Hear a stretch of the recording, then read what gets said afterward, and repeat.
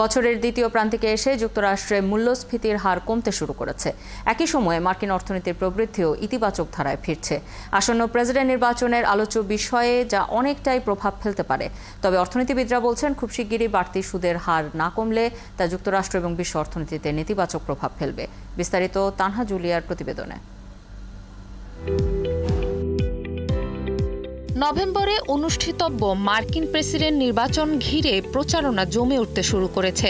এমন সময়েই আলোচনায় উঠে এসেছে দেশটিতে বাড়তে থাকা মূল্যস্ফীতি ও কেন্দ্রীয় ব্যাংকের নীতি সুধারের মতো বিষয়গুলো।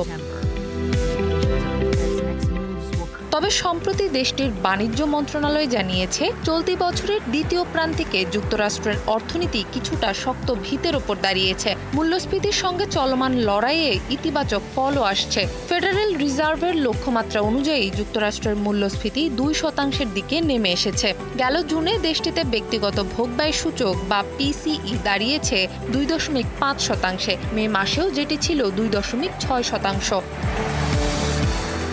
চলতি বছরের এপ্রিল জুন প্রান্তিকে মার্কিন অর্থনীতি 2.8% প্রবৃদ্ধি অর্জন করেছে। মূল্যস্ফীতি ও উচ্চ সুদহারের চাপের মধ্যে প্রবৃদ্ধির এ হারকে সন্তোষজনক বলছেন বিশ্লেষকরা। ফেডারেল রিজার্ভ নীতি সুদ বাড়ানোর পরও আশা করেছিল অর্থনীতি মন্দার কবলে পড়বে না। তাদের সেই আশা অনেকাংশে পূর্ণ হয়েছে।